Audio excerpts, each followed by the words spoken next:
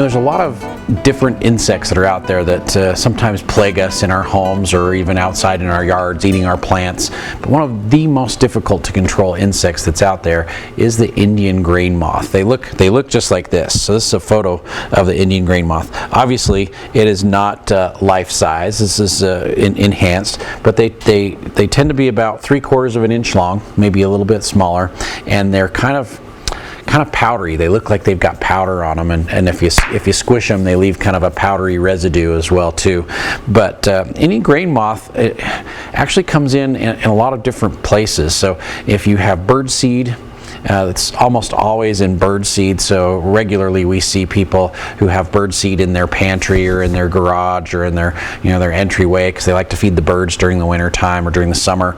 And the Indian grain moths have laid eggs in there, and those eggs just seem to last forever. They just never go away. When they hatch out, you get little worms that nibble on that bird seed, and then all of a sudden they're turned into adults, and those adults just lay literally thousands of eggs. So all it takes is one moth, and then all of a sudden you got thousands. But they'll get into other things as well too. They'll get into corn, they'll get into flour. I've even seen them get into dried fruits as well too. So they can become a real problem, and they're very, very difficult to get under control. But we carry bird seed here. We carry a lot of corn for planting. We've got a lot of different things here at Anderson Seed, and so this is something that we kind of keep an eye on and make sure we keep the populations under control, because we don't like seeing them getting into any of our stuff. But usually it comes in the bird seed. That's where we normally see it. So there are traps you can use that are treated with a pheromone, and so these traps are really sticky on the inside. So you take the plastic off. So there's a little plastic covering, and we can take that plastic off, and there's just glue there. The moths are attracted to the pheromone that's here, and then they will get stuck inside the traps, and they can't get out. I mean, they can't get off that glue. It's super sticky. You can catch mice with these since the glue is so adhesive.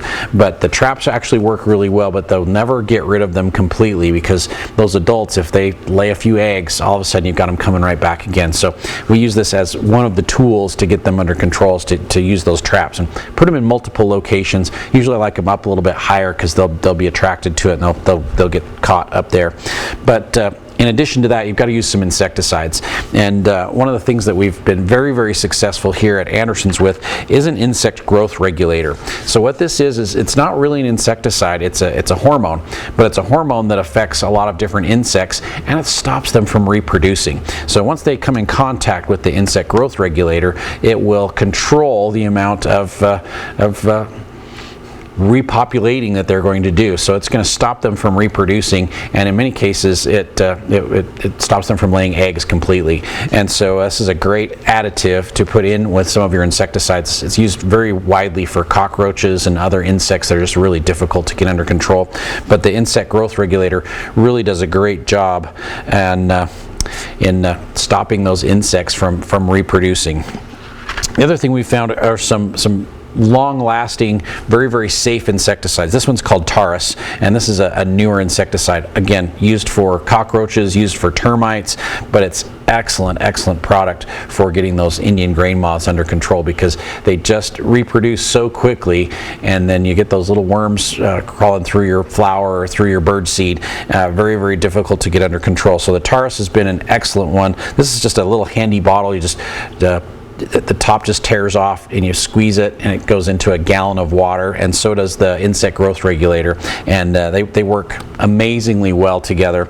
We've also used the seismic with great results too. This is a microencapsulated, very slow release insecticide. Both of these are safe to use indoors. If you've got kids or pets, it's very safe for them. Make sure it dries before you let the kids or the pets get into the area where you've applied it. But both of these are used in pantries and in kitchens and in areas where you're going to be preparing food. You just got to make sure and use it according to directions, then that will be very, very safe and effective for you. So there's some great options for you out there to get the Indian grain moths under control. They really are a big problem, and very, very difficult to really stop. Once they get going, they'll just reproduce like crazy. But between traps and between some insect growth regulators and some really effective but safe insecticides, we can get these guys under control.